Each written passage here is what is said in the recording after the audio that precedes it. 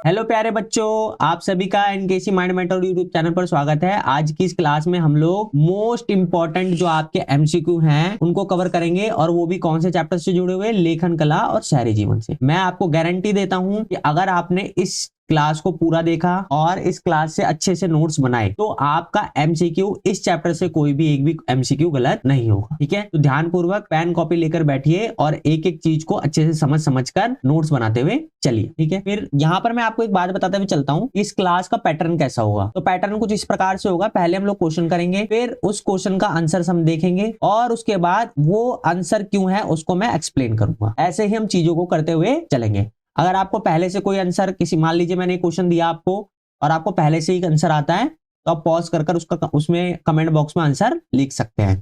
ठीक है, तो सबसे पहले जो क्वेश्चन है वो ये है कि मेसोपोटामिया किन दो नदियों के बीच स्थित है। यहाँ पर आपको चार ऑप्शन दिए हैं, सिंधु और नील, बी है दजला और फरात, सी है फरात और सिंध, डी है दजला और नील।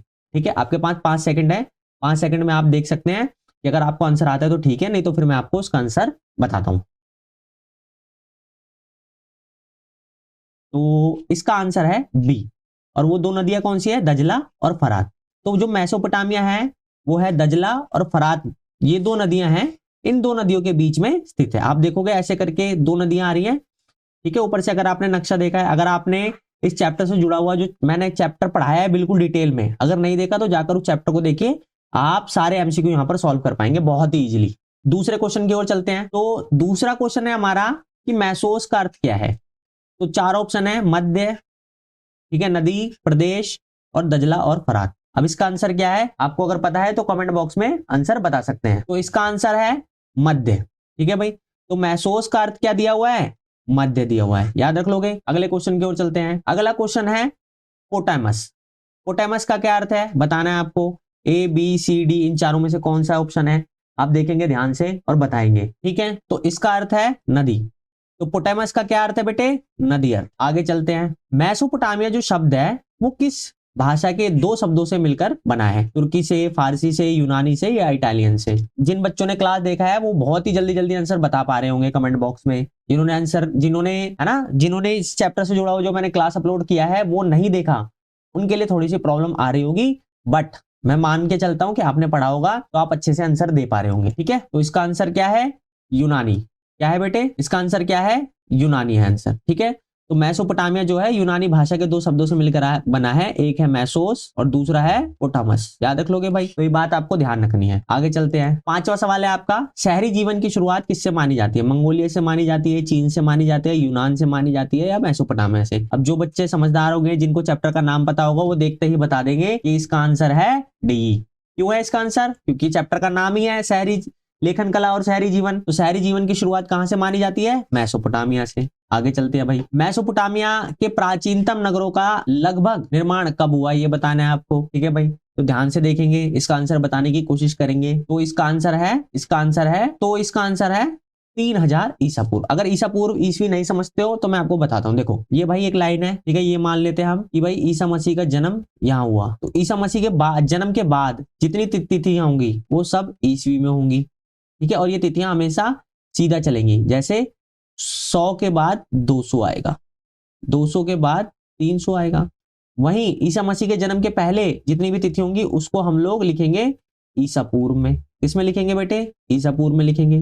जैसे अब आप देखोगे काउंटिंग तो उल्टी चलेगी ना, 100 आएगा, 200 आएगा, 300 आएगा, पर वक्त ऐसे ही चलता है। तो 300 के बाद क्या आ रहा है, 200 आ रहा है, 100 आ रहा है। ठीक, तो उल्टी गिनतियां चलेंगी तो क्या होगा कि भाई हम कह देंगे कि वो तिथि ईसा पूर्व में है। लेकिन अगर जो तिथि है वो सीधी है तो इसका मतलब क्या है, वो ईस्वी में है। तो इसका मतलब क्या है, मेसोपोटामिया के प्राचीनतम नगरों का निर्माण कब हुआ, यहां पर हुआ। हम कह सकते हैं 3000 ईसा पूर्व में, है ना, 2000 लिख दिया मैंने यहाँ पर। ठीक है, आगे चलते हैं। अब मेसोपोटामिया जो सभ्यता है उसके इतिहास के स्रोतों के बारे में हमें जानकारी प्राप्त करनी है कि मेसोपोटामिया के बारे में हमारे पास जो जानकारी है वो हमें कहां कहां से मिलती है। तो इसका आंसर है, मेसोपोटामिया के बारे में जो भी जानकारी हमें प्राप्त होती है वो मुद्राओं से प्राप्त होती है, लिखित दस्तावेज है और कब्रें हैं। यानी कि इसका आंसर होगा डी। उपरोक्त सभी से हमें क्या होता है, मेसोपोटामिया के बारे में जानकारी प्राप्त होती है। आगे चलते हैं। तो भाई ऐसा मान है ना, अगला क्वेश्चन है हमारा 8वां क्वेश्चन है, मेसोपोटामिया में पुरातात्विक खोजों की शुरुआत कब हुई? तो ए, बी, सी और डी, इनमें से आपको बताना है आपका आंसर क्या है। तो इसका आंसर है ए। ठीक है, तो 1840 के दशक में, दशक का मतलब 10 साल होता है बेटे। ठीक है, अब आपको कमेंट बॉक्स में बताना है 1840 से 1850 की बात हो रही है, ठीक है, या फिर 1830 से 1840 के बाद की बात हो रही है। ठीक है, तो ऐसा माना जाता है कि भाई मेसोपोटामिया की में जो पुरातात्विक खोजें हैं उनकी शुरुआत 1840 के दशक में। पुरातात्विक खोजें मतलब खुदाई कर चीजों को प्राप्त करने का जो तरीका है उसकी बात हो रही है। ठीक है, अब है मेसोपोटामिया की सभ्यता की अपनी किस विशेषता के लिए प्रसिद्ध है? मेसोपोटामिया जो है वो किस सभ्यता के लिए प्रसिद्ध है? शहरी जीवन के लिए प्रसिद्ध है, खगोल विद्या के लिए प्रसिद्ध है, विशाल एवं समृद्ध साहित्य के लिए प्रसिद्ध है, या फिर इनमें से ये जो ऊपर दिए हुए हैं ये सभी के लिए प्रसिद्ध है? इनमें से बताना है भाई आपको क्या आंसर होगा इसका। तो इसका आंसर है डी। ठीक है भाई, तो मेसोपोटामिया की जो सभ्यता है उसे अपनी शहरी जीवन के लिए भी जानी जाती है, अपनी खगोल विद्या के लिए भी जानी जाती है, और अपने विशाल और समृद्ध साहित्य के लिए भी जानी जाती है। आगे 10वें क्वेश्चन पे चलते हैं अब हम लोग। अब जो 10वां क्वेश्चन है वो है कि भाई मेसोपोटामिया वर्तमान में किस गणराज्य में स्थित है? किस देश में स्थित है?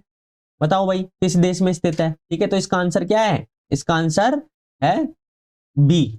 क्या है इसका आंसर? बी। इराक जो वो जगह है जो वर्तमान में, ठीक है, मेसोपोटामिया जो सभ्यता है वर्तमान में यहां पर स्थित थी, याद रख लोगे, इराक है इसका आंसर। उसके बाद प्राचीन व्यवस्थाओं में कहां खेती सबसे अधिक उपजाऊ थी?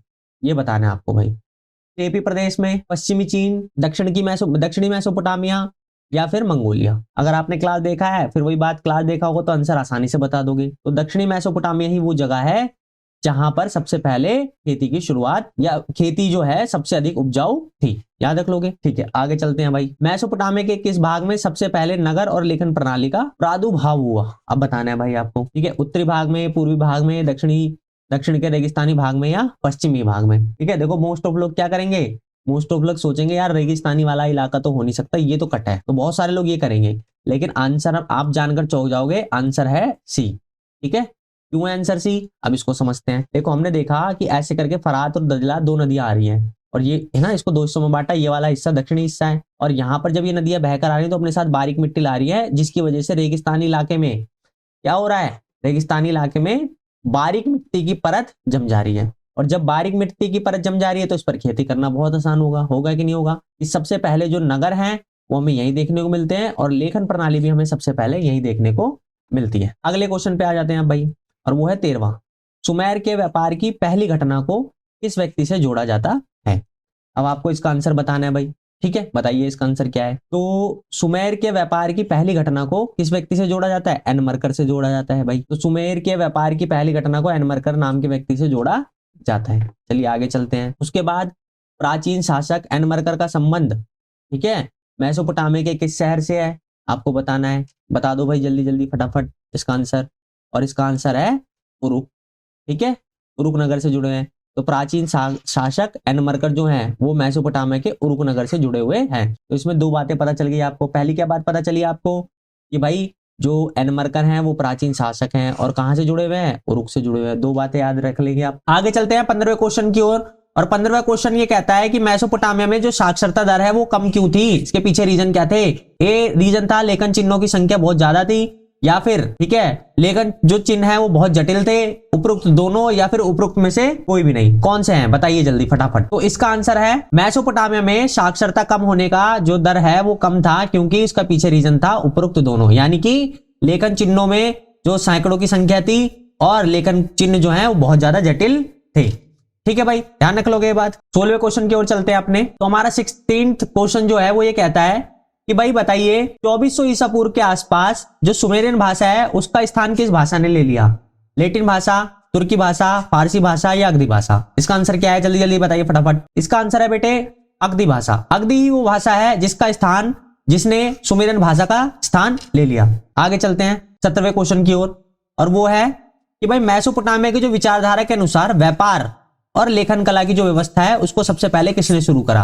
जनसाधारण ने, सेनापति ने, पुरोहित ने, या फिर राजा ने? जल्दी बताइए फटाफट क्या है इसका आंसर। तो इसका आंसर है राजा ने। राजा ही वो व्यक्ति है, राजा ही वो है ना इंसान है जिसने सबसे पहले व्यापार और लेखन व्यवस्था की शुरुआत की। आगे चलते हैं 18वें क्वेश्चन की ओर। अब 18वां क्वेश्चन ये कहता है कि मेसोपोटामिया में खेतों, मत्स्य क्षेत्रों तथा लोगों के पशुधन का स्वामी किसे माना जाता है? तो आंसर है इसका क्या हो सकता है? आंसर बताइए। ए राजा को, आराध्य देवी को, सरपंच को, या फिर पशुपति शिव को? जल्दी बताइए फटाफट। तो इसका आंसर है आराध्य देवी को माना जाता है। इसका है ना स्वामी किसको माना जाता है? खेतों का, मत्स्य क्षेत्रों का और लोगों के पशुधन का स्वामी आराध्य देवी को माना जाता है। आगे चलते हैं, ठीक है 19वें पर। तो दक्षिणी मेसोपोटामिया में विकसित शहरों में किस किस को सम्मिलित किया जाता है? सबसे पहले व्यापारिक केंद्रों को सम्मिलित किया जाता है, या फिर मंदिर के चारों ओर विकसित शहरों को सम्मिलित किया जाता है, शाही शहर या उपरोक्त सभी? बताना है आपको, जल्दी जल्दी बताइए। तो इसका आंसर है डी। ठीक है भाई, डी इसका आंसर है। अगर आपने चैप्टर को पढ़ा होगा तो आपने देखा होगा दक्षिणी मेसोपोटामिया में जितने भी शहर विकसित हुए उन शहरों में कुछ शहर ऐसे थे जो व्यापारिक केंद्र के रूप में विकसित हुए, कुछ शहर ऐसे थे जो धार्मिक केंद्र यानी मंदिर के चारों ओर विकसित हुए, और कुछ शहर ऐसे थे जो शाही शहर थे। ठीक है बेटे, आगे चलते हैं अपने 20वें क्वेश्चन की ओर। तो अपना 20वां क्वेश्चन है, मेसोपोटामिया में लोग अपने देवता को अर्पित करते थे क्या? अन्न, दही, मछली या उपरोक्त सभी? जल्दी जल्दी बताइए फटाफट इसका आंसर। तो इसका आंसर है उपरोक्त सभी। तो जो देवी देवता थे उनको सब कुछ चढ़ता था भाई, अनाज भी चढ़ता था, दही भी चढ़ता था और मछली भी चढ़ती थी। ठीक है, आगे चलते हैं। मेसोपोटामिया की जो देवी है इनाना देवी, ठीक है भाई, ये है ना किसकी देवी है? प्रेम एवं युद्ध की, जल की, वायु की, अग्नि की, किसकी देवी है? जल्दी जल्दी बताइए फटाफट। ठीक है, जल्दी जल्दी बताइए आंसर। तो जो इनाना देवी है वो प्रेम और युद्ध की देवी है। किसकी देवी है? प्रेम और युद्ध की देवी। आगे चलते हैं। तो भाई कांसा जो है किन धातुओं से मिलकर बना है? जल्दी बताइए। तांबा पीतल, पीतल 3, तांबा रांगा या फिर तांबा 3? जल्दी जल्दी बताइए फटाफट। तो इसका आंसर है तांबा और रांगा ही वो धातु है जिसके मिश्रण को हम लोग कांसा कहते हैं। ठीक है, आगे चलते हैं अपने 23वें क्वेश्चन की ओर। तो हमारा 23वां क्वेश्चन ये कहता है कि मेसोपोटामिया के लोग अपने लिए आवश्यक धातुएं मंगवाते थे कहां से? ईरान से, तुर्की से, खाड़ी के पार के देशों से या उपरोक्त सभी से? जल्दी जल्दी बताइए फटाफट। तो इसका आंसर है उपरोक्त सभी। उपरोक्त सभी ही वो जगह है, यानी कि ईरान से भी मंगाते थे, तुर्की से भी मंगाते थे और खाड़ी पार के देशों से भी मंगाते थे। ठीक है भाई, इन सब जगह से मंगाया जाता था। उसके बाद आपका 24वां क्वेश्चन है भाई, वारका शीर्ष नामक मूर्ति कला का नमूना बना है किससे? चांदी से, कांसे से, सोने से, संगमरमर से? इसका आंसर है संगमरमर। क्या है बेटे? संगमरमर ही इसका आंसर है। ठीक है, जो वारका शीर्ष है वो किससे बनी हुई है? संगमरमर से बनी है। वारका शीर्ष देखा है ना आपने? ठीक है, किताब में दिया हुआ है आपकी। आगे चलते हैं, अब चलते हैं अपने 25वें क्वेश्चन की ओर। मूर्ति कला का वारका शीर्ष नामक जो प्रसिद्ध नमूना है वो मेसोपोटामिया के किस नगर से प्राप्त हुआ? अकद से, उर से, सिसिली से, इनमें से कोई नहीं? जल्दी जल्दी बताइए फटाफट क्या है इसका आंसर। तो इसका आंसर है उर। उर वो नगर है जहां से हमें वारका शीर्ष प्राप्त हुआ था। ठीक है, आगे चलते हैं बेटे। एक किताब की ना एक एक लाइन से एमसीक्यू बनाया गया है, समझ रहे हो? उससे क्या होगा, आपका पूरे के पूरे कंसेप्ट भी कवर हो जाएंगे और आपसे एमसीक्यू कैसे पूछा जाने वाला है ये भी आपको अच्छे से आ जाएगा। समझ रहे हो? दो फायदे हैं, चैप्टर भी कवर और साथ ही साथ एमसीक्यू कैसे पूछा जाएगा वो भी कवर। ठीक है, 26वें क्वेश्चन की ओर चलते हैं कि भाई मेसोपोटामिया के लोग निर्यात करते थे क्या क्या चीजें? कृषि उत्पाद निर्यात करते थे, कपड़ा, इनमें से कोई आई नहीं या फिर उपरोक्त दोनों? जल्दी जल्दी बताएंगे भाई क्या है। ठीक है, मेसोपोटामिया के लोग कृषि उत्पाद भी और कपड़ा भी दोनों ही चीजों को क्या करते थे? निर्यात करते थे। निर्यात करने का मतलब क्या है? मंगाते थे बाहर से। तो इसका आंसर है उपरोक्त दोनों। आगे चलते हैं। मेसोपोटामिया के लोग आवश्यक धातुएं निर्यात करते थे तुर्की से, खाड़ी के पार के देशों से, ईरान से या फिर उपरोक्त सभी? बताना है आपको। इसका आंसर क्या है भाई? ये जल्दी जल्दी बताओ फटाफट। ठीक है भाई, तो अपने 27वें क्वेश्चन की ओर चलते हैं कि भाई मेसोपोटामिया के लोग आवश्यक धातुएं आयात करते थे कहां से? तुर्की से, खाड़ी के पार के देशों से, ईरान से या उपरोक्त सभी से? तो इसका आंसर है उपरोक्त सभी। उपरोक्त सभी मतलब जो मेसोपोटामिया के लोग हैं वो तुर्की से भी चीजें मंगाते थे, खाड़ी के पार के देशों से भी मंगाते थे और ईरान से भी मंगाते थे। सब जगहों से वो चीजें मंगाया करते थे। आगे चलते हैं 28वें क्वेश्चन की ओर। 28वां क्वेश्चन ये कहता है कि भाई मेसोपोटामिया का वो कौन सा जल मार्ग है जो विश्व मार्ग का काम करता था? तो भाई सुएज नहर है, फरात नदी है, दजला या फिर मिस्र नदी? कौन है इनमें से? बताइए जल्दी जल्दी फटाफट। तो इसका आंसर है फरात नदी। फरात नदी ही वो नदी है जो विश्व मार्ग का काम किया करती थी। 29वें क्वेश्चन की ओर। मेसोपोटामिया की सबसे ज्ञात भाषा कौन सी है? तुर्की, अगदी, सुमेरियन या फिर इटालियन? जल्दी बताना है आपको। ठीक है, तो इसका आंसर है सुमेरियन। ठीक है, सुमेरियन ही वो भाषा है जो ज्ञात भाषा थी किसकी? मेसोपोटामिया की। अगले क्वेश्चन पे चलते हैं अपने 30वें क्वेश्चन की ओर। तो भाई क्यूनियस का क्या अर्थ होता है आपको बताना है। इसका अर्थ खूटी होता है, आकार होता है, चिन्ह होता है, नोक होता है। क्या होता है इसका अर्थ? इसका अर्थ है खूटी। खूटी जो है क्यूनियस का अर्थ है। अगले क्वेश्चन की ओर चलते हैं, 31वें क्वेश्चन की ओर। तो हमारा 31वां क्वेश्चन, यूनिफॉर्म शब्द किस भाषा से बना है? अगधी भाषा से, तुर्की भाषा से, फारसी भाषा से, लैटिन भाषा से? कौन सी भाषा से बना है भाई? जल्दी जल्दी बताएंगे फटाफट। और वो भाषा है यूनिफॉर्म। कौन सी भाषा है? यूनिफॉर्म किससे बना है? लैटिन भाषा के शब्द से बना है। ठीक है, ध्यान रखनी है बात। आगे चलते हैं, अगला क्वेश्चन क्या है भाई? तो मेसोपोटामिया के लोग लिखने के लिए कागज में किस चीज का प्रयोग करते थे? कागज की जगह पर, ठीक है, तामपत्रों का, ताड़पत्रों का, कागज का, या फिर मिट्टी की पट्टिकाओं का? जल्दी जल्दी बताओ फटाफट, किसका करते थे प्रयोग? तो आपको पता है, हम सब जानते हैं कि भाई वो लोग मिट्टी की पट्टिकाओं का इस्तेमाल करते थे, है ना। तिल्ली बना ली, एक पतली लकड़ी की सरकंडे की तिल्ली, और उससे गीली मिट्टी की पट्टिका बनाकर उस पर लिखा और फिर उसको धूप में सुखा लिया। ऐसे ही वो लोग लिखते थे। ठीक है, 33वें क्वेश्चन की ओर चलते हैं भाई। पोमा का अर्थ क्या होता है? ठीक है भाई, जल्दी जल्दी बताओ। खूटी होता है, खंबा होता है, चिन्ह होता है, आकार होता है। क्या होता है? तो इसका अर्थ होता है आकार। ठीक है भाई, इसका फोमा का अर्थ होता है आकार। तो क्यूनिफॉर्म करके एक भाई है ना लिपि है, और क्यूनिफॉर्म किससे मिलकर बना है? क्यूनियस और फोमा से मिलकर बना है। फोमा का अर्थ होता है आकार। ठीक है, आगे चलते हैं। संकेतों अथवा चिन्हों के रूप में लिखी जाने वाली ध्वनि को क्या कहते हैं? लिपि कहते हैं, चित्रलेख कहते हैं, भाषा कहते हैं, या ध्वनि लेख कहते हैं? जल्दी बताइए इसका आंसर क्या होगा? इसका अर्थ है लिपि। क्या है इसका अर्थ? लिपि है भाई। ठीक है, संकेतों तथा चिन्हों के रूप में लिखी जाने वाली ध्वनि को लिपि कहते हैं। आगे चलते हैं अपने अगले क्वेश्चन की ओर, 35वें क्वेश्चन की ओर। 35वें क्वेश्चन जो है वो ये है कि भाई मेसोपोटामिया का चंद्र देवता कहलाता था क्या? मारी, इनाना और एमोराइट? क्या है? ठीक है, जल्दी बताओ फटाफट। तो भाई जो चंद्र देवता है वो कहलाते थे उर। ठीक है, ध्यान रखना है, उर जो है वो ही है चंद्र देवता। आगे चलते हैं। बाइबल के किस भाग में कई संदर्भों में मेसोपोटामिया का उल्लेख है? प्रथम, द्वितीय, ओल्ड टेस्टामेंट जिसे बोलते हैं, न्यू टेस्टामेंट, तृतीय भाग या चतुर्थ भाग? किसमें? जल्दी बताइए फटाफट। ठीक है भाई, तो वो है प्रथम भाग। प्रथम भाग में हमें मेसोपोटामिया का उल्लेख अलग अलग संदर्भों में देखने को मिलता है। 37वां क्वेश्चन है हमारा, मेसोपोटामिया में परिवार किस प्रकार के थे? एकल परिवार थे, संयुक्त परिवार थे, सामुदायिक परिवार थे, इनमें से कोई नहीं? जल्दी बताइए इसका आंसर क्या है? इसका आंसर है एकल परिवार थे भाई। एकल परिवार समझते हो आप? इसमें क्या होता है? मम्मी पापा और बच्चे होते हैं। ठीक है, वही होता है हमारा एकल परिवार। 38वें क्वेश्चन की ओर चलते हैं। हमारा 38वां क्वेश्चन है, उर नगर में शवों को अंतिम संस्कार करने की विधि क्या थी? शवों को जलाया जाता था, दफनाया जाता था, पक्षियों के लिए खाने के लिए छोड़ दिया जाता, नदी में बहा दिया जाता था? बताइए जल्दी फटाफट, क्या होगा इसका आंसर? तो इसका आंसर है शवों को वो लोग दफनाते थे भाई। ठीक है, अंतिम संस्कार करने की जो विधि है वो दफनाने की विधि है। आगे चलते हैं 39वें क्वेश्चन की ओर। तो 39वां क्वेश्चन ये कहता है, बाइबल में मेसोपोटामिया का उल्लेख कई संदर्भों में मिलता है। इसके कारण यह है कि उनके लिए वो महत्वपूर्ण था। किस लिए महत्वपूर्ण था? किसके लिए महत्वपूर्ण था ये? यूरोप वासियों के लिए, एशिया वासियों के लिए, ऑस्ट्रेलिया वासियों के लिए, या अमेरिका वासियों के लिए? इसका आंसर बताएंगे जल्दी फटाफट। तो इसका आंसर है यूरोप वासियों के लिए। किसके लिए महत्वपूर्ण था? यूरोप वासियों के लिए। 40वें क्वेश्चन की ओर चलते हैं, और 40वां क्वेश्चन है, मारी राज्य का राजा किस समुदाय का था? असीरियाई, अकदी, अर्मीनियाई, या एमोराइट? जल्दी जल्दी बताइए फटाफट, किसका था? तो जो मारी राज्य है, मारी शहर का राजा एमोराइट वर्ग का था। कौन से वर्ग का था? एमोराइट। जो मारी नगर के ऊपरी क्षेत्र अधिकांश भाग का प्रयोग किस आर्थिक क्रिया के लिए किया जाता था भाई? मारी नगर है, उसका जो ऊपरी हिस्सा है वो किस मार्ग के लिए, किस चीज के लिए किया जाता था भाई? कृषि के लिए, बर्तन बनाने के लिए, भेड़ बकरी चराने के लिए, या सबों को जलाने के लिए? जल्दी जल्दी बताइए फटाफट। तो इसका आंसर है भेड़ बकरी। आपको पता है ना, मारी शहर ऐसे करके है ना, उत्तर और नॉर्थ दोनों के बीच में बसा हुआ है, यानी कि यहाँ पर जो चीजें की जाती है वो किस लिए की जाती है? भेड़ बकरी चराने के लिए। ठीक है, आगे चलते हैं।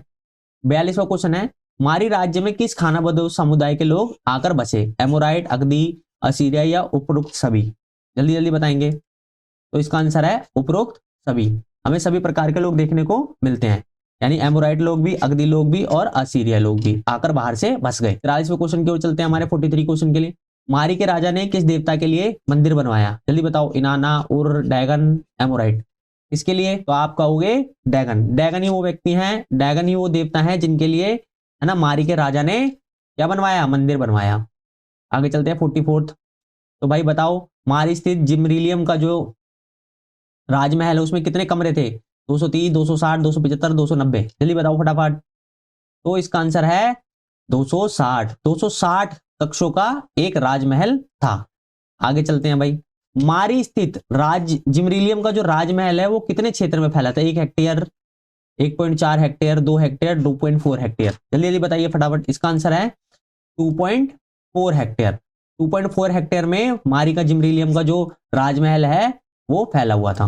ठीक है। गिलगेमिश क्या है आपको बताना है। उपन्यास है, पुराण है, महाकाव्य, व्याकरण है। जल्दी बताइए फटाफट। ठीक है भाई, तो गिलगेमिश महाकाव्य है। क्या है? महाकाव्य। कहाँ का? मेसोपोटामिया का। गिलगेमिश महाकाव्य लिखा है कितनी पट्टिकाओं पर? 5 पर, 7 पर, 10 पर, 12 पर। जल्दी बताओ फटाफट।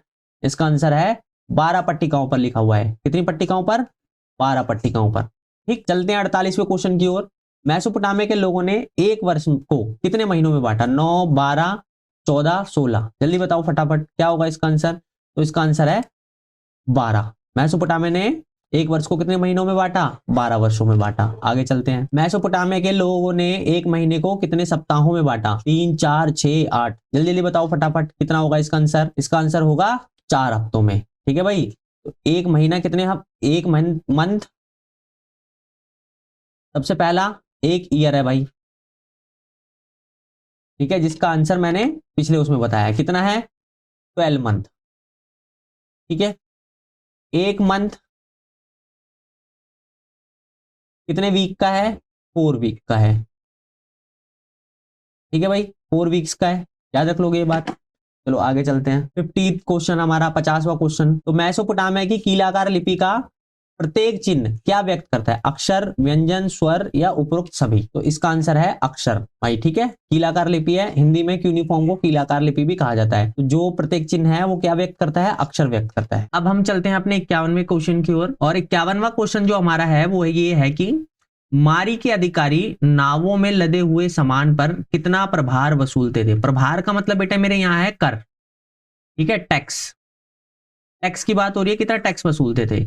5% वसूलते थे, 7%, 10% या 15%? ठीक, जल्दी बताइए। तो इसका सही जवाब है 10%।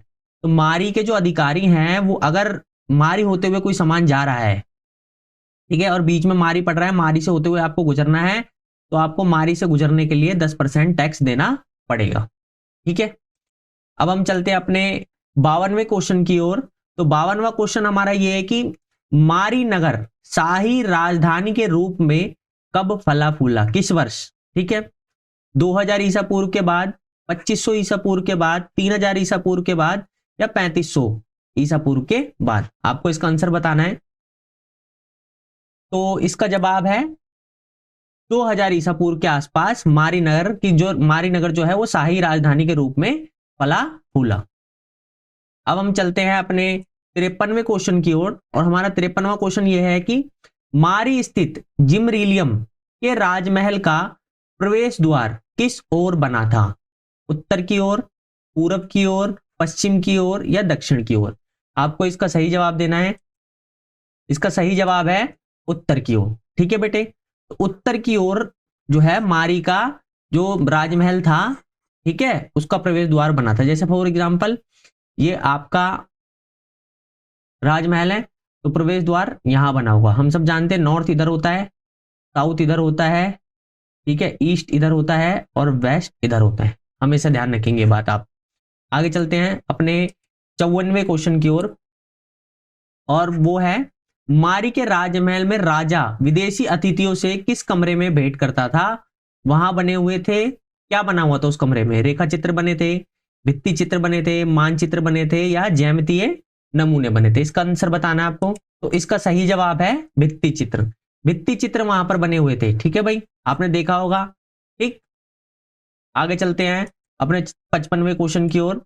तो 55वां क्वेश्चन है कि मारी के राजा किस भोजन की मेज पर प्रतिदिन, ठीक है भाई, क्या पेश किया जाता था? यानी कि मारी के राजा जब भोजन करते थे तो उनकी मेज पर क्या क्या चीजें होती थी? रोटी होता था, मांस, बियर या उपरोक्त सभी? आपको इसका सही जवाब देना है। तो इसका सही जवाब है उपरोक्त सभी। सभी चीजें उपलब्ध थी भाई। ठीक है, रोटी, मांस, बियर सब कुछ वहां पर मिलता था जब वो खाना खाते थे। अब आगे हम चलते हैं अपने 56वें क्वेश्चन की ओर। 56वां क्वेश्चन है बेटे मिसप्रिंट है। ठीक है, ये है असीरिया। तो जो असीरिया लोग थे उनके मुख्य देवता कौन से थे? शूशा, इस्तर, मूसा या आसुर? आपको इसका सही जवाब देना है। इसका सही जवाब है आसुर। आसुर जो हैं वो असीरियाई लोगों के प्रमुख देवता थे। आगे चलते हैं। दक्षिणी मेसोपोटामिया के लोगों का उर देवता था, कौन सा था? चंद्र देवता थे, अग्नि देवता थे, सूर्य देवता थे, जल देवता थे। आपको बताना है इसका आंसर। तो इसका सही जवाब हम ऑलरेडी इस क्वेश्चन को कर चुके हैं, तो इसका सही जवाब है चंद्र देवता। ठीक है, आगे चलते हैं। बाबली लोग जो है, ठीक है भाई, उनकी मुख्य देवी कौन थी? इकलिल, इनाना, सिन या इस्तर? कौन थी उनकी प्रमुख देवी? तो उनकी प्रमुख जो देवी थी वो थी इस्तर। याद रखेंगे इस बात को भाई। ठीक है, आगे चलते हैं। उनके देवता कौन थे? अब आपको बताना है बाबली लोग के देवता कौन थे। उर थे, मूसा थे, सूसा थे या मरदुक थे? कौन थे? तो इसका सही जवाब है कि भाई मरदुक जो है वो कौन है? प्रमुख देवता थे किसके? बाबली लोगों के। याद रख लोगे भाई। तो इसका सही जवाब हो जाएगा डी। ठीक है, डी इसका सही आंसर होगा। आगे चलते हैं। बेबीलोन नगर है भाई, ठीक है, इसमें जिगुरात कुछ था, एक स्ट्रक्चर, वो क्या था? विशाल राजमहल, एक स्तंभ, एक सभागार या सीढ़ीदार मीनार? क्या थी वो? आपको बताना है। तो इसका सही जवाब है एक सीढ़ीदार मीनार। जिगुरात जो थे वो सीढ़ीदार मीनार हुआ करते थे। कहां पर? बेबीलोन में। आगे चलते हैं। असीरिया राज्य की स्थापना कब हुई भाई? ठीक है, मेसोपोटामिया में 1100 ईसा पूर्व, 1700 ईसा पूर्व, 1900 ईसा पूर्व या 2100 ईसा पूर्व? इसका सही जवाब है 1100 ईसा पूर्व। क्या सही जवाब है इसका? 1100 ईसा पूर्व के आसपास। ठीक है, तो इसका सही जवाब है असीरिया जो है वो मेसोपोटामियाई सभ्यता का क्या कह सकते हैं? अंग नहीं था। आगे चलते हैं। सिकंदर ने बेबीलोन को कब जीता? 326 ईसा पूर्व, 331 ईसा पूर्व, 327 47 ईसा पूर्व, 357 ईसा पूर्व? आपको इसका सही जवाब देना है। इसका सही जवाब है 331 ईसा पूर्व। याद रखेंगे इस बात को। आगे चलते हैं क्वेश्चन नंबर 64 की ओर। तो मेसोपोटामिया के लोगों ने एक घंटे को कितने मिनट में बांटा? 45, 50, 60 या 75? आपको सही जवाब देना है। इसका सही जवाब है 60। 60 इसका सही जवाब है। ठीक है भाई, अब उन्होंने अपने एक आवर को कितने मिनट में बांटा? 60 मिनट में बांटा। ठीक है भाई, याद रखेंगे इस बात को। आगे चलते हैं। बेबीलोन जो है उसका लास्ट शासक कौन था? अबू सलाबिक, असुरबनीपाल, नेबोपोलासर्स, नेबोनिडस? बताना है आपको इसका सही आंसर क्या है। तो इसका सही आंसर है नेबोनिडस। क्या है इसका सही आंसर? नेबोनिडस, बेबीलोन का अंतिम शासक। आगे चलते हैं। बेबीलोनिया को असीरियाई आधिपत्य से कब मुक्ति मिली? 750 ईस्वी ईसा पूर्व, 650 ईसा पूर्व, 637 ईसा पूर्व, 625 ईसा पूर्व? तो इसका सही जवाब है 625 ईसा पूर्व में। ठीक है भाई, आगे चलते हैं। बेबीलोन को असीरिया आधिपत्य से मुक्ति दिलाने का श्रेय किसको जाता है? ए, बी, सी या डी? क्या है इसका सही आंसर? आपको बताना है। आगे चलते हैं 68वें क्वेश्चन की ओर। अब यहाँ पर एक व्यक्ति, एक राजा है असुरबनीपाल द्वारा स्थापित पुस्तकालय कहां पर स्थित है? निनवे में, उर में, उर्क में या मारी में? आपको बताना है इसका सही जवाब। तो इसका सही जवाब है निनवे में। निनवे नाम की जगह है भाई, ठीक है, वहां पर इन्होंने अपना पुस्तकालय स्थापित किया। आगे चलते हैं। असीरिया का जो अंतिम शासक है वो कौन था? गिलगेमिस था, असुरबनीपाल था, सी था, डी था? कौन था भाई? आपको बताना है। इसका सही जवाब है बी। बी इसका सही आंसर है। ठीक है भाई, आप याद रखेंगे भाई असुरबनीपाल। इनकी राजधानी क्या थी भाई? बताना है आपको। उर थी, निनवे थी, अकत्ती या अलाशिया थी? ठीक, आगे चलते हैं। इसका आंसर क्या है? इसका आंसर है निनवे। जैसे कि अभी मैंने बताया आपको, पुस्तकालय कहां पर था? इसी जगह में था, तो राजधानी भी यही होगी। ऐसे याद रख सकते हो आप इस चीज को। आगे चलते हैं। ठीक है भाई, तो जो उनका पुस्तकालय था उसमें मूल ग्रंथों की संख्या कितनी थी? टोटल कितने ग्रंथ थे? 1000, 2000, 3000, 4000? कितने ग्रंथ थे भाई? आपको ये भी बताना है। तो इसमें जो टोटल ग्रंथों की संख्या है वो 1000 थी। कितनी थी? 1000। तो इसका सही आंसर क्या हो जाएगा? ए।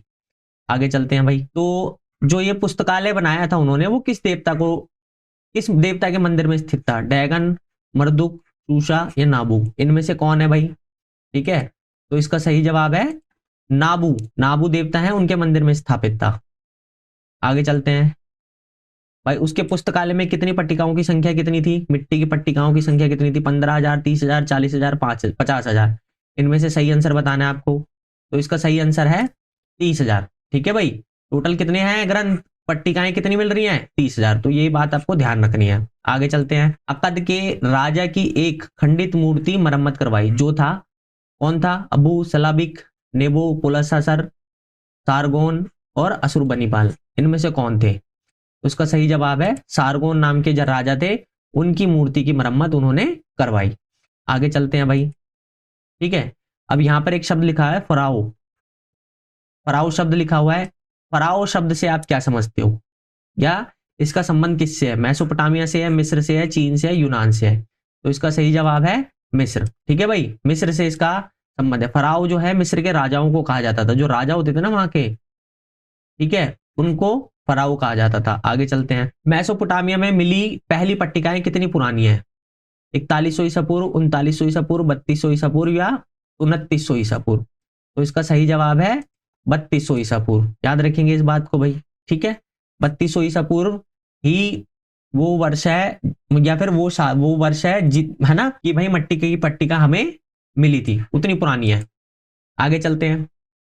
बेबीलोनिया को उच्च संस्कृति का केंद्र माना जाता है, क्योंकि क्या कारण है इसके पीछे? मूल ग्रंथों के विशाल संग्रह थे, सोना चांदी के है ना अतुल्य भंडार थे, पट्टिकाओं के विशाल संग्रह थे, या फिर कई पुस्तकालय मिले, किसकी वजह से?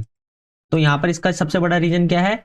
पट्टिकाओं के विशाल संग्रह हमें देखने को मिलते हैं। तो इसका आंसर होगा सी। आगे चलते हैं भाई। अब बेबीलोन नगर का क्षेत्र लगभग कितने हेक्टेयर में फैला था?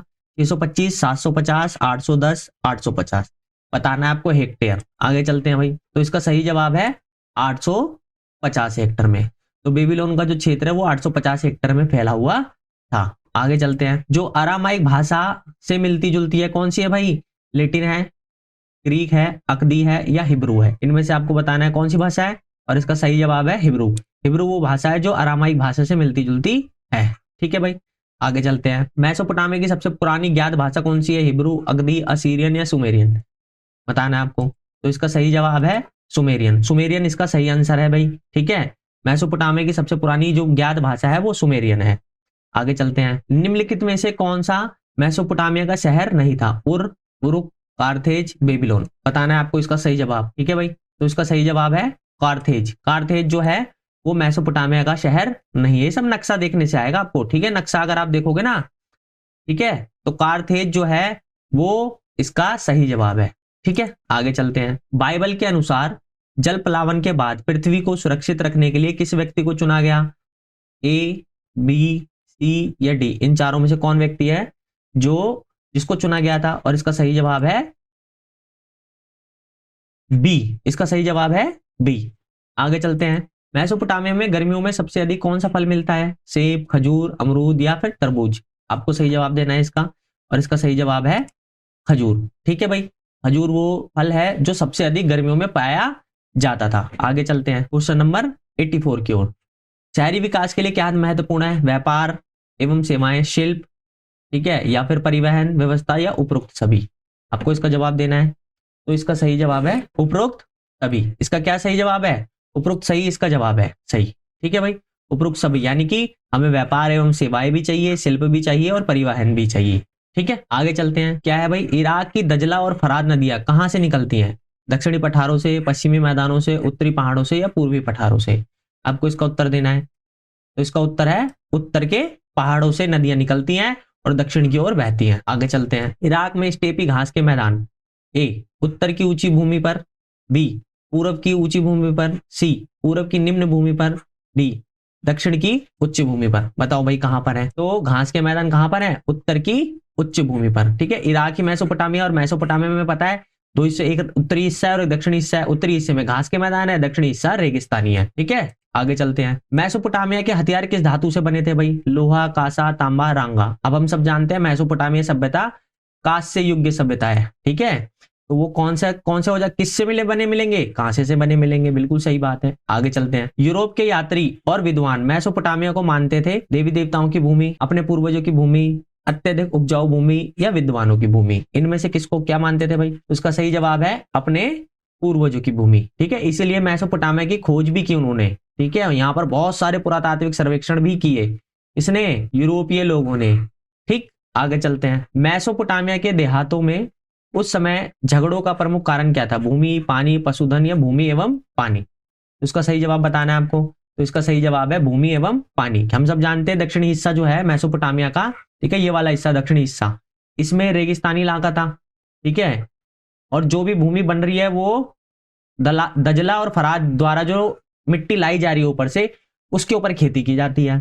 भूमि जो है वो कम है और पानी के लिए लड़ाई होगी क्योंकि खेती करनी है। आगे चलते हैं। 1990 मेसोपोटामिया की शहरी अर्थव्यवस्था की क्या विशेषता थी? हिसाब किताब, ठीक है, लिखना लिखित में, श्रम विभाजन, सामाजिक संगठन या उपरोक्त सभी, आपको बताना है भाई। शहर में क्या देखने को मिलता था, तो शहर में उपरोक्त सभी देखने को मिलते थे, यानी कि हमें लिखित हिसाब किताब भी देखने को मिल रहा है, श्रम विभाजन भी देखने को मिल रहा है और सामाजिक संगठन भी देखने को मिल रहे हैं। आगे चलते हैं भाई, उस है ना 91, मारी राज्य किस दृष्टि से अद्वितीय था, प्रशासन, ज्ञान, सैनिक, व्यापार एवं समृद्धि। ठीक है, आगे चलते हैं भाई, तो इसका सही जवाब क्या है, इसका सही जवाब है व्यापार एवं समृद्धि। ठीक है भाई, ध्यान रखेंगे इस बात को।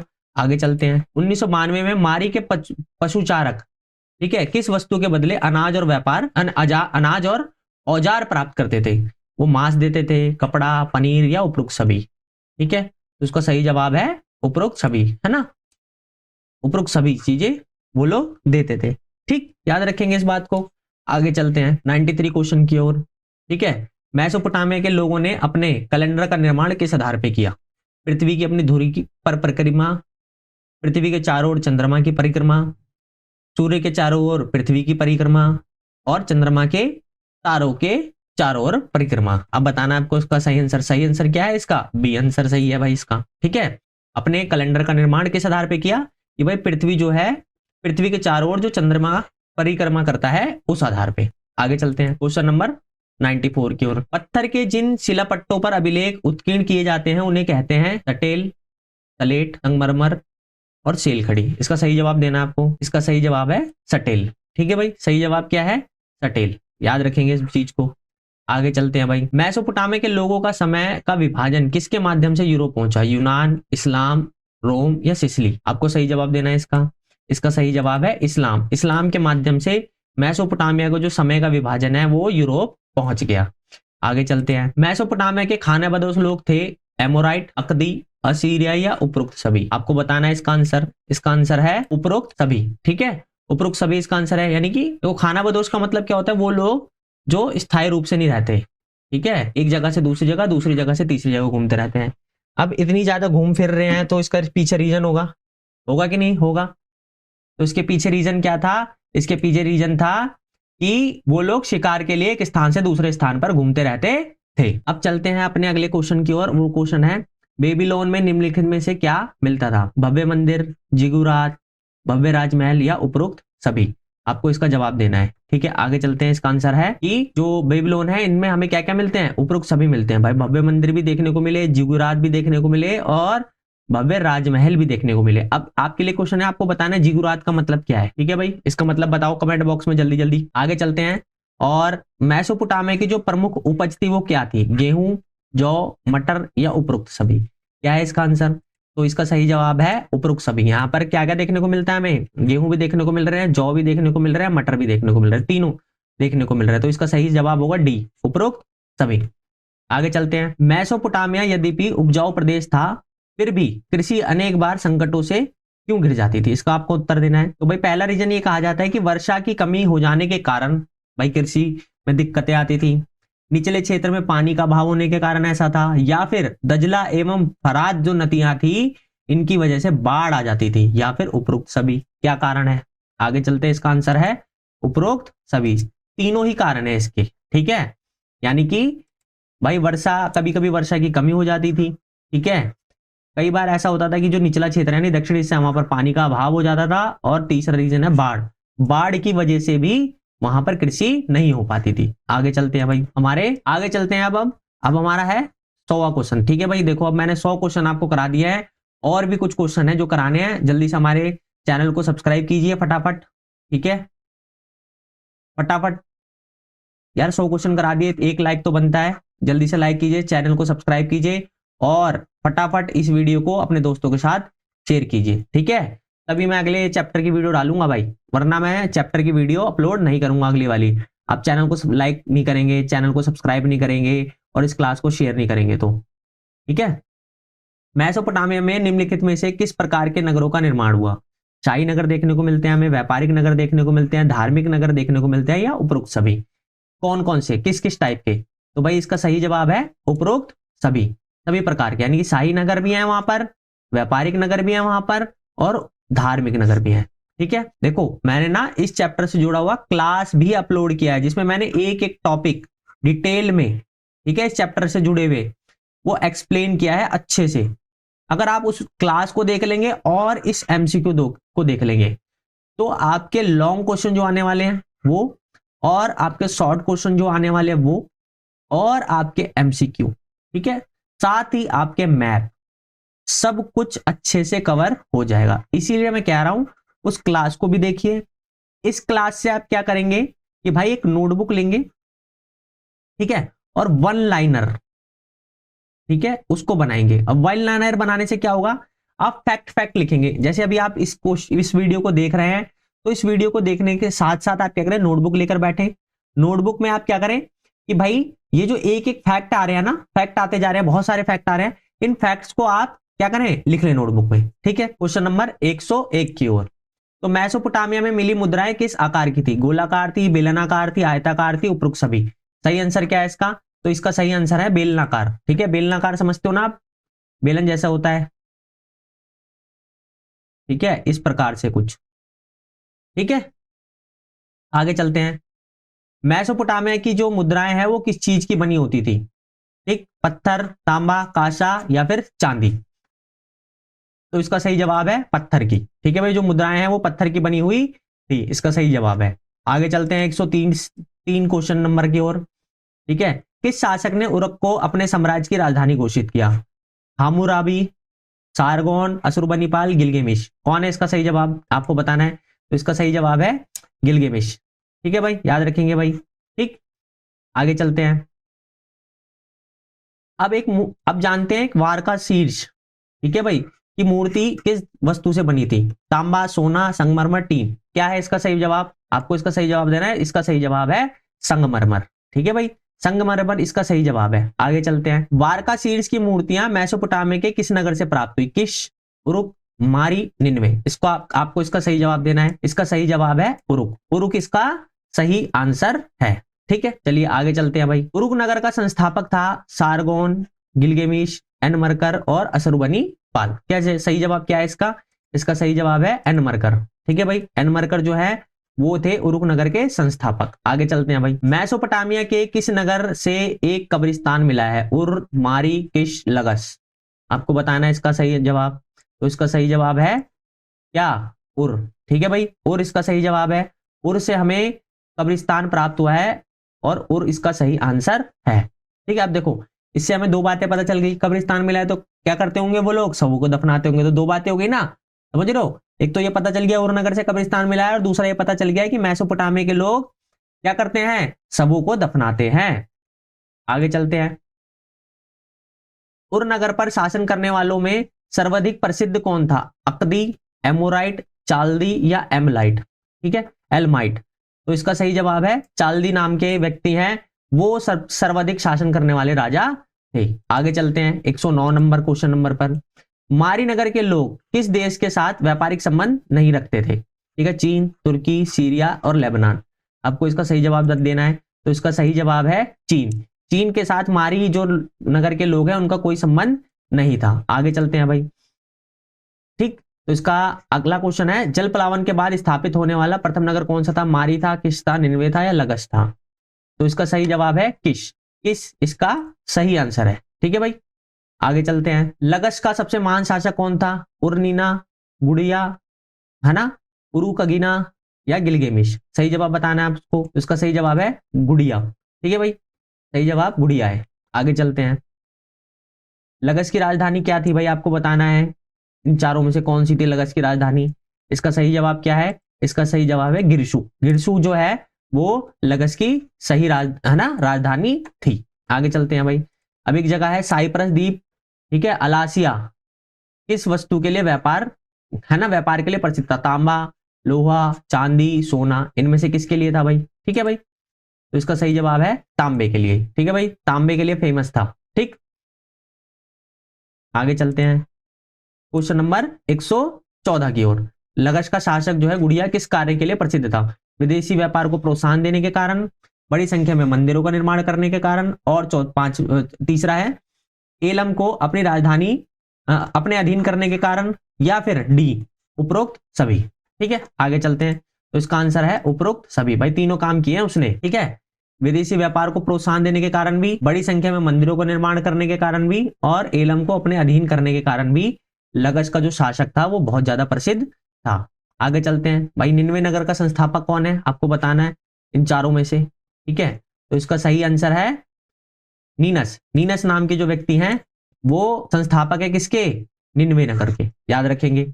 आगे चलते हैं भाई, मेसोपोटामिया के समाज में कितने प्रमुख भाई वर्ग, कितने प्रमुख वर्ग थे, बताना आपको। सही जवाब क्या है इसका, ठीक है, तो इसका सही जवाब है 3 वर्ग थे। ठीक है, कितने वर्ग थे, 3 वर्ग थे मेसोपोटामिया के समाज में। आगे चलते हैं, मेसोपोटामिया के प्रारंभिक शहरी समाजों के लोगों के मनोरंजन का प्रमुख साधन क्या था, शिकार, शतरंज, नृत्य या फिर उपरोक्त सभी। आपको सही जवाब बताना है भाई, इसका सही जवाब है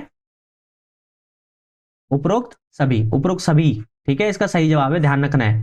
ठीक है, तो वहां के लोग शिकार भी करते थे, शतरंज भी खेल लेते और नृत्य और संगीत भी के माध्यम से वो लोग मनोरंजन किया करते थे।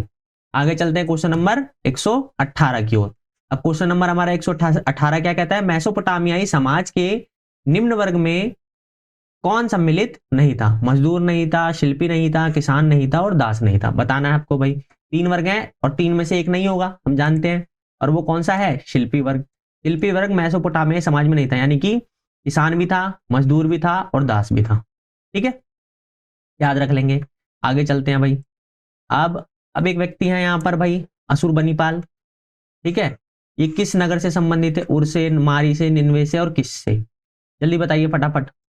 तो इसका सही जवाब है निन्वे। निन्वे जो है वो इसका सही आंसर है। अशुरबनीपाल ने किस नगर की स्थापना की, निन्वे नगर की। आगे चलते हैं भाई,